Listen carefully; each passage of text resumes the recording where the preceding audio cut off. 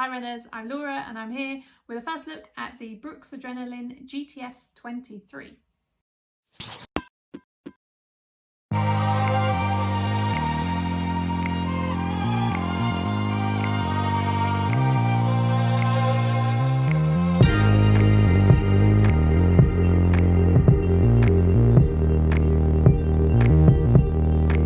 So there's not many shoes out there that rival the longevity of the Brooks Adrenaline. We're on the 2023 edition now. I've run in the Adrenaline since 2008 on and off. I've probably, I'd say, had about 10 different versions in that time. My last pair was the 21 edition. I did a lot of miles in that marathon training. I did a video on here. Yeah, for me it's a long run shoe. So I was very keen to see what 2023 would bring for the Adrenaline. Let's look at the stats. So the Adrenaline will set you back £135. It has a 12mm drop. The women's shoe comes in at 258 grams and the men's 286 grams. So what's new for this time round? The 23, it's got that version 2 of Brooks's DNA Loft cushioning. They said they've gone lighter and softer. The shoe overall is coming in 3 grams heavier than the 2022 version. So although that foam's lighter, the shoe overall isn't much lighter. They've also changed the upper. Apparently it's now a engineered air mesh. What I can say about it is that I'm wearing a scarf today because it's gone a bit colder, but last week when I was running in it, it was pretty warm here, so there was good breathability in this upper. There's a nice open mesh there. It did fit my foot well. It felt nice, so it's not a radical update from previous versions, but it fits nicely, and it looks still like the Adrenaline. There's nothing outwardly radically different about the design, so it's mainly that foam that they've updated there that's your main change. I wear a UK 6 and these fitted as I expected them to. They true to size. I had a little bit of wiggle room in the end there. I have slightly narrow feet and I found I could get a good fit. The laces, I think possibly I would have liked a little bit more. If you're a wider, if you've got wider feet, you probably would want a little bit more there in the laces, but yeah, it was fine. I would kind of just enough to double knot. I'm a double knotter, so I like a bit more length there in my laces. The only thing that struck me, that stood out about the fit, was that underneath the ankle, the upper came a little bit lower underneath the ankle than I was anticipating, particularly with a support shoe. I kind of expect them to hug a little bit up more towards that ankle bone, and they were noticeably a bit lower. Running, I didn't really, after a little while, I didn't really notice it so much.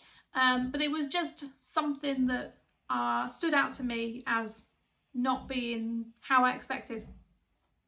So in the upper, when it comes to the padding, they've not really cut any corners. We're getting maximum amount of comfort in the top bits. So the tongue, nice and padded, nice thick tongue there, and in the heel, that is solid. Look at that. That is solid, good amount of support around that ankle there, and good wedge of padding around the ankle collar. So full marks for the comfort of the upper and the amount of padding they're giving us there. At the front, strip that all back to have that breathability and to cut anything out that's going to add bulk. So I have done 3 runs in these. The first run was 7 miles, so I ran 2 miles to park run, ran the park run, ran back. I was taking it easy that day.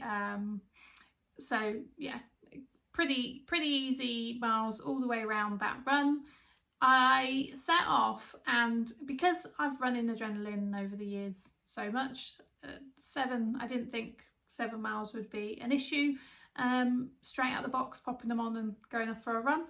And after the first mile, I was a bit like, oh, did I make the right decision here? Because we weren't gelling in that first mile. I think they needed a bit of breaking in, and I probably needed a bit of breaking in for that run too.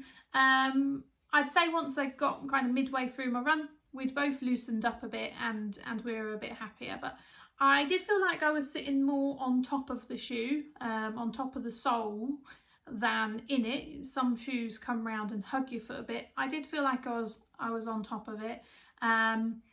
They felt lighter than you probably expect looking at them. They're not like a racing shoe kind of light, but they are lighter than, if you look at the back of that shoe, that's quite a hefty heel there. Lots of nice space to land on if you're a heel striker, but it doesn't look slimline or streamlined. There's that nice wide base for landing on too. Didn't feel clunky though, and felt nice and smooth really. The cushioning is not like a plush squishy kind of feeling. It's soft but a kind of firm softness.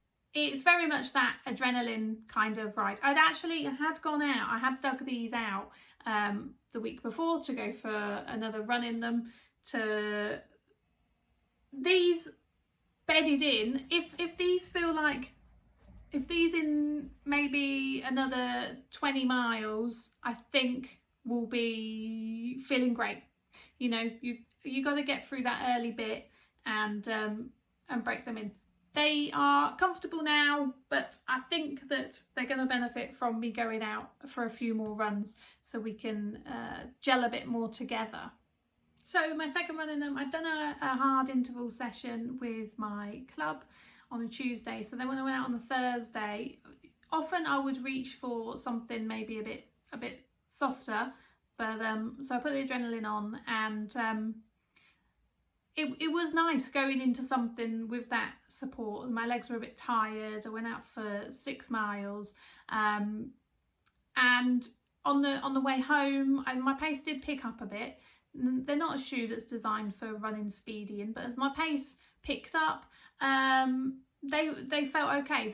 They weren't like they weren't dragging me down or anything. They did go with me. So maybe you could get a tempo run out of them, something like a marathon pace tempo run or something like that, rather than speedy intervals. But yeah, they're a good all-rounder shoe if you're someone that needs that extra bit of support. The guide rails will give you that. The width of the bottom of the shoe is going to give you that, and they were good for tired legs. I think sometimes the best thing you can say about a shoe is that you didn't really think about it. Obviously part of my job is that I come here and I talk about running shoes to you, so I have to think about it. But when you do have that moment where you're not really thinking about, you're not noticing what's going on in your feet, I think that's a good sign, and that's where this shoe fits in for me. It's a shoe that will do some of the work for me when my legs are tired and I can just go running. There's a good amount of durability there, so I think I would again reach for it as one of my long run shoes, because it feels like that sole is gonna go the distance, and that support will help as I get tired in the latter stages of longer runs. So if you are a fan of the Adrenaline series, I think you'll be quite happy with this year's update.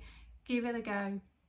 And if you are someone that needs a little bit extra support in your running shoes, there is something coming up from Brooks in July that will hopefully help you do those speedier runs with a little bit more support too. So we will have a first look at that too. Stay tuned.